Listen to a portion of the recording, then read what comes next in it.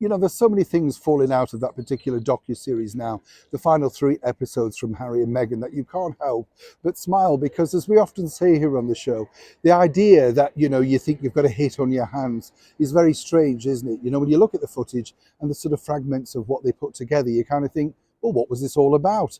For those that haven't watched it, you know, you've been very lucky indeed, because the bottom line is, it's not necessarily a story. It's like a 3-hour rant about why they're so persecuted, you know, not treated nicely. The cottage that they lived in rent-free, with all the rent-free money that was given to them by the British taxpayer. Not happy with that. The ceilings were too low. This, of course, is from a woman, Meghan Markle, who never actually owned her own property until marrying into the British monarchy. So you can see how confusing all of this is for the people over here, the British taxpayer, who gave out so much money to that couple. But as ever, there was another glitch that people really found very, shall we say, strange. As ever, let me explain. Hi, good morning, Neil Sean here. Nice to see you. Freezing day again today. Hope you're all keeping well, whatever you're doing. We're heading toward Christmas, aren't we? Have you got all your presents wrapped? I know. Pointless sending cards, isn't it, really? I'm really angry about that with the postal strikes over here in the United Kingdom, because I've sent a few things out now. Nobody's got them. And then you start to think, wow, will they get lost, you know? Or will they ever receive them? I was going to send some vouchers out to people just as a thank you and stuff like that. But you daren't, dare you? Because you think, well, will they get them? You know, that is the bigger problem.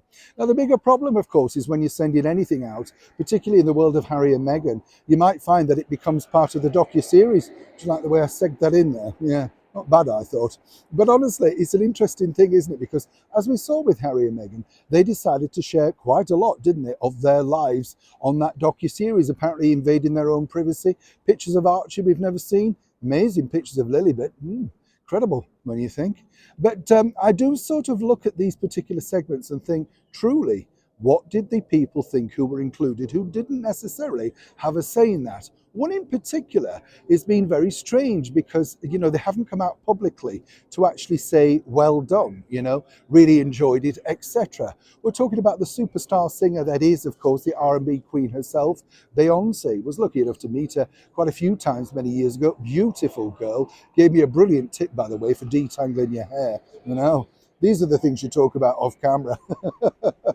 Lovely lady, though, you know, very talented, in fact. But it was interesting, wasn't it? Because in the Harry and Meghan docu-series, Meghan was like a fangirl when, of course, apparently Beyonce sent her a text about leading the charge, leading the way, right?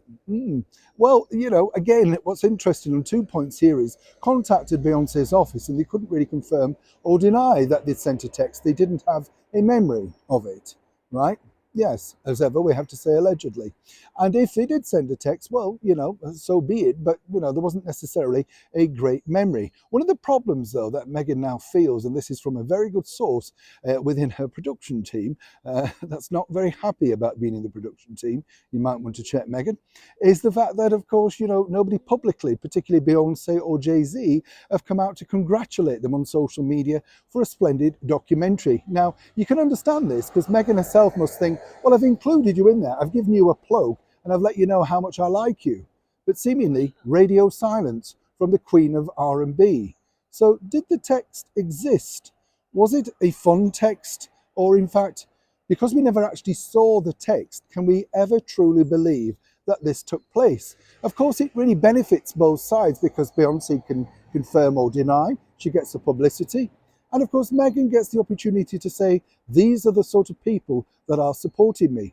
Perhaps they are, dearie, but they're not supporting you on social media. And that truly is where it counts for verification.